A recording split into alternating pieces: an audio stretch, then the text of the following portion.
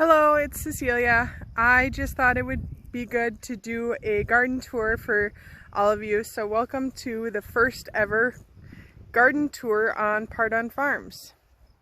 So I'm gonna go ahead and turn around the camera. So the last tour we did out here, the fence was only half done. So as you can see, the fence is almost completed. I need to put my gates up, but other than that, on the entrance to the garden, you should be able to see some stakes in sort of a circle. Hopefully by the end of the summer, that's going to be a really cool sunflower fort for the girls. We are sort of experimenting with many different methods of weed control in the garden. We want to follow strictly organic practices just because we don't want to spray chemicals and stuff near or on the food that we eat. So this first path here has wood chips in a really deep method, which has worked pretty well, having them deep. But if you look over here, you can see all the green, which is resulting from wood chips that we put down, but we didn't put them deep enough. So like 2 inches of wood chips is not enough. You can see over here we did more like 5 or 6 inches of wood chips, and that seems to be helping. So we are also experimenting a little bit with the Ruth Stout method of gardening. So this row right here, you can see we're really struggling with weed control right now. But I don't want to be embarrassed. I just want to show you guys what we're doing and what we're working on. I have some broccoli that looks pretty good, and other broccoli that I'm pretty sure got killed by us putting hay on it. So, learning lesson, I think that I would wait for most of my seedlings to be quite a bit bigger before I put hay around them. But that was just sort of a learning lesson. You can see that the rhubarb looks pretty good. Still some weeds in there even with the hay down, but obviously significantly less than in the pathways where we put wood chips that weren't deep enough. I'll show you here where we're planting our asparagus, and we had hay down, but this is one of the first things that we planted using the Ruth Stout method. You can see that the hay is not quite thick enough, so we'll be working on that. This row right here has not been planted yet. That will be our watermelon row when our seedlings are big enough. This row, where you can see the black garden mat down, that we just have down to warm the soil. Our sweet potato seedlings should be coming pretty soon, those slips, and so then we'll get those planted, but it warms the ground for them. This row here, I'm pretty sure you can see some of our little seedlings. I think you can see that. I put hay down over them, and they're really leggy, so I pulled it back up, and I'm hoping that at least some of them recover. Otherwise, we're going to have to replant that. This bed obviously is unplanted. I thought I would put tomatoes in it, but as I was planting, I have a lot of tomatoes, so I think I might have overdone it on the planting for tomatoes. This is a melon, a Pride of Wisconsin melon plant, and that actually looks pretty good. And you can see here our beans are starting to come up, but once again, probably did not go thick enough with the hay, and so we are struggling still with weeds. And some people are like, oh, clover and alfalfa, that's good for the soil. You know, it will add nitrogen and all of those things, and that's probably true. However, we live in really sandy soil, and so I don't want anything in the soil that's pulling up the moisture other than the plants that we're trying to feed, because as you can see, we are pretty far from the house, so if I have to haul water, it'll take a while. These are going to be little fingerling carrots, but they're not quite up yet. And this row here, we have some onions coming up. Those are sort of the pride of my garden right now. My onions look really good. Kind of struggling with everything else, but the onions look good. So hopefully we'll at least have those this fall. here I will have some 4x4 boxes of squash and stuff planted, but right now they're not planted because my seedlings aren't big enough yet, and it's not really warm enough out here.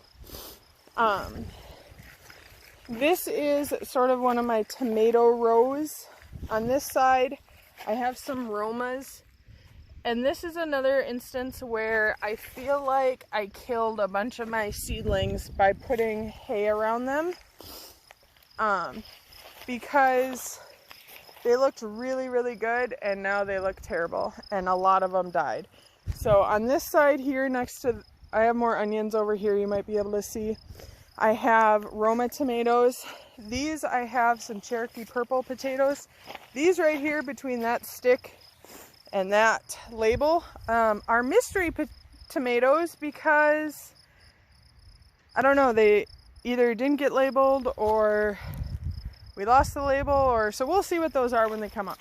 But, and like I said, I have a couple that look really okay, but a lot of them look pretty rough from, I think, the hay. I'm not sure.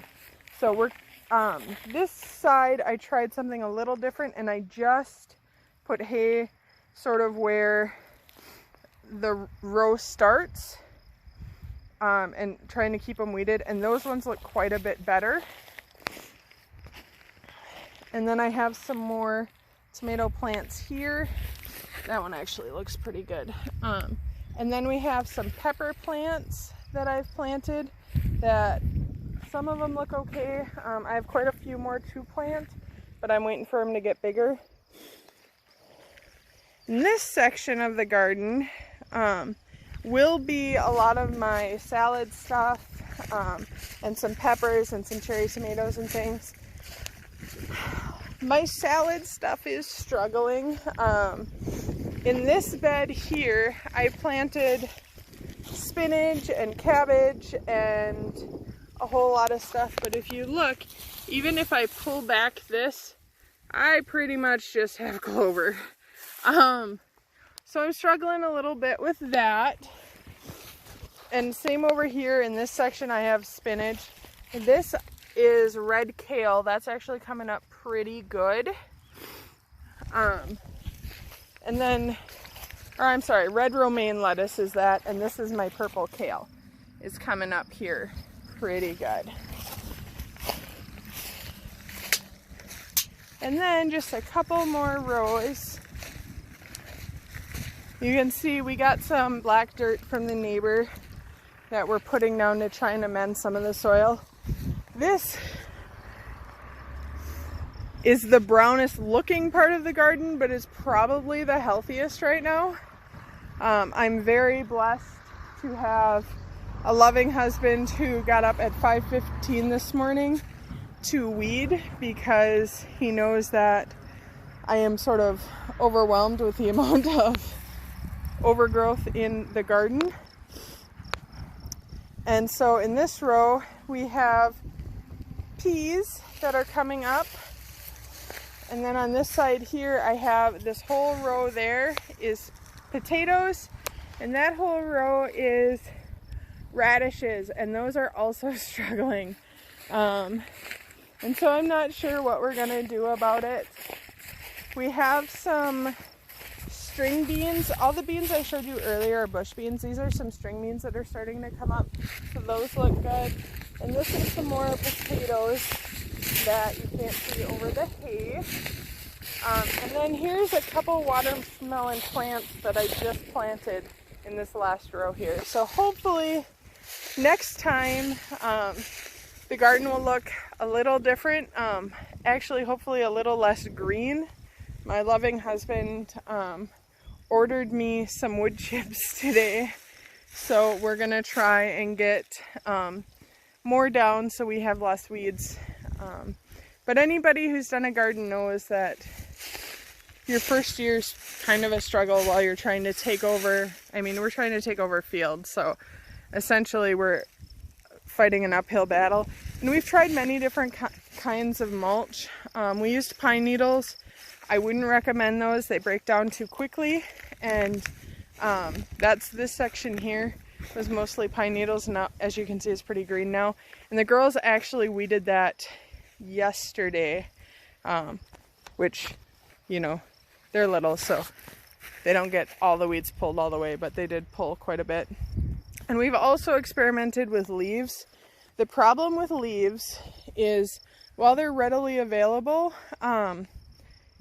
they break down. So this was done with leaves a while ago, and this is a pretty well traveled path, so it did help with weeds significantly, but this was that thick a few weeks ago, and so they don't really hold up, but they are free, so there's that advantage. So thank you for joining me on our first ever garden tour.